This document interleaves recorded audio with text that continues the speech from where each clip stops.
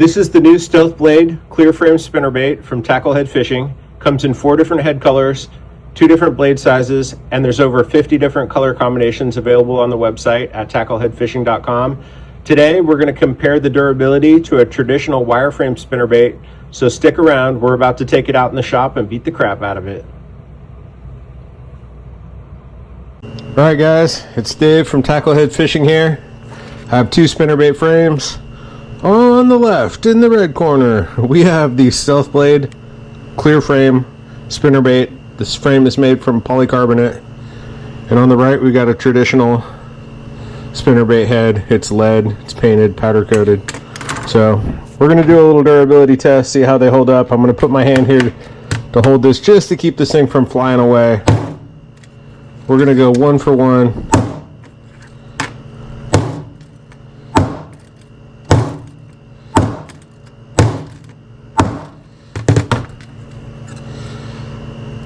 Alright, as you can see on the lead one, holding up real good, sturdy, no issues.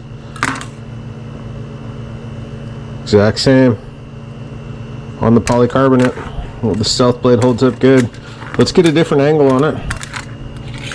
Hold this thing upright. Let me move this wire out of the way. There we go. Kind of smashing down the lead a little bit.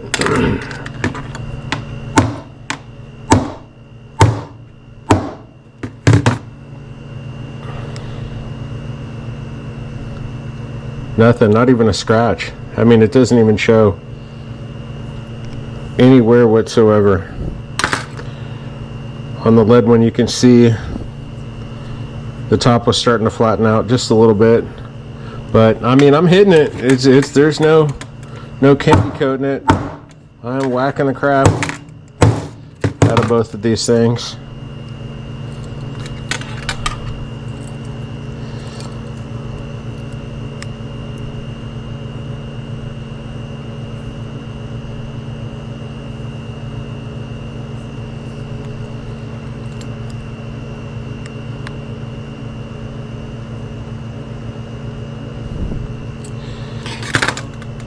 The Stealth Blade is super durable. That polycarbonate is actually the same material that they use when they make bulletproof glass. So to make bulletproof glass, you do a very thin layer of glass and then a thin layer of polycarbonate, and then you create this laminate.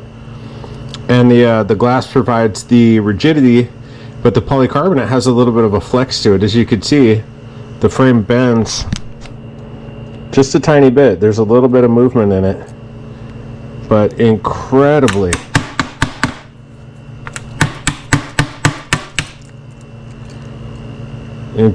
durable. I mean, it doesn't even scratch.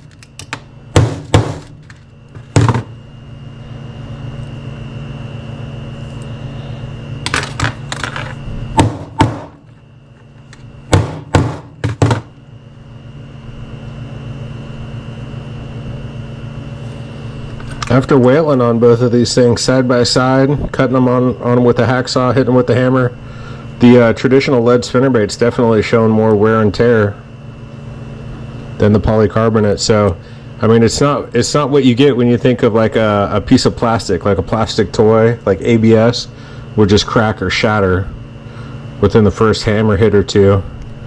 But this polycarbonate, man, it is tough. I've thrown more at it here in the shop than you'd ever throw at it on the lake, even hitting a pontoon boat or banging on chunk rock or, you know, slamming into a couple docks. This hammer on this workbench. See, I'm hitting it hard. The hacksaw was about the only thing that got it to show any visible wear. But I mean, compared to a traditional spinnerbait frame that after bouncing it off some chunk rock, that paint's going to start to flake off. And this is a really good one. This is like a high temp baked powder coat, so that one holds up great. But I'm just incredibly impressed with the durability of this polycarbonate frame. Well, I should have done this on camera the first time. After slamming these with the hammer and hitting them with the hacksaw, I thought to myself, well, when I'm fishing a spinnerbait, the biggest is brand new pack of frames right from a popular wholesaler. The biggest issue I have is actually with the wire frame itself. That's what wears out and breaks on me. So I decided to just take the wire frame and bend it back and forth. 1, 2. That's it. I mean, that's what most of us have experienced with failure on our spinnerbait. Yeah, I bent it back and forth 2 times and it broke. Look at this. You can't even bend it. I'm pulling hard. I mean, it's pretty sturdy. It flexes a little bit, which is great. That's typical polycarbonate. It's got a little flex to it. But I could probably flex this back and forth hundreds of times, and it's not going to fail like that metal did. I showed how the impact resistance to a hammer, this thing started to flatten out on the top.